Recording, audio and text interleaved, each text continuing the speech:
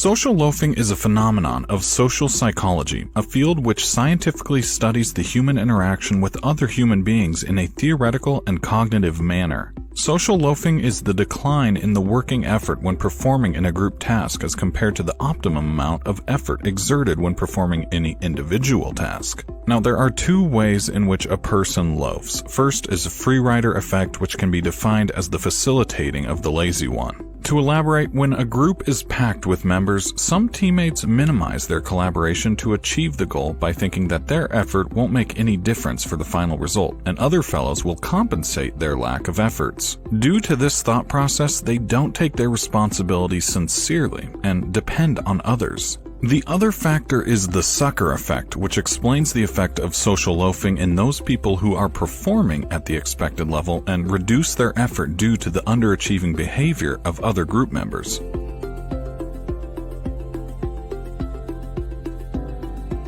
To explain further, when a person is engaging in any group task and putting favorable efforts to attain the mutual goal of the group, but meanwhile observes other team members who fail to give their best due to social loafing, they begin to reduce their active performance. The term social loafing was first generated by Ringelmann, who was a French agricultural engineer. He observed the effect by assigning two groups a rope-pulling task. The first group was performing the task individually, while the second group had to accomplish the same task within a group of participants. He concluded that when a person performs in a group task, he or she exerts less effort in contrast of a person who is working alone. Further research revealed more interesting information about social loafing. In 2005, a research hypothesized that as group size and dispersion grew, the individual performance of members would be affected. In other words, increasing the number of members in a group decreases the level of exerting effort of an individual. They purposed that by controlling the group size to be smaller as per the nature of the task will contribute to enhance the individual performance.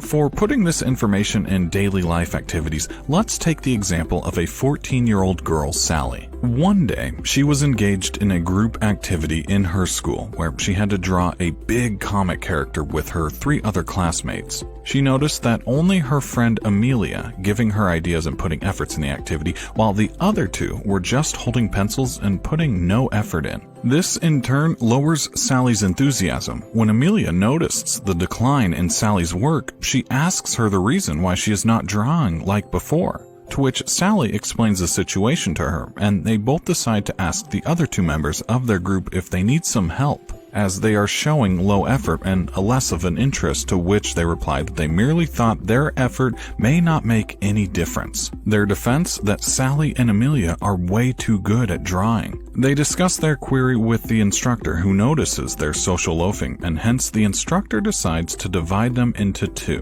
One student with Sally and one with Amelia, to reduce the quantity of group members but also to equate the level of artistry. Want to share with us your loafing story? The comment box is all yours.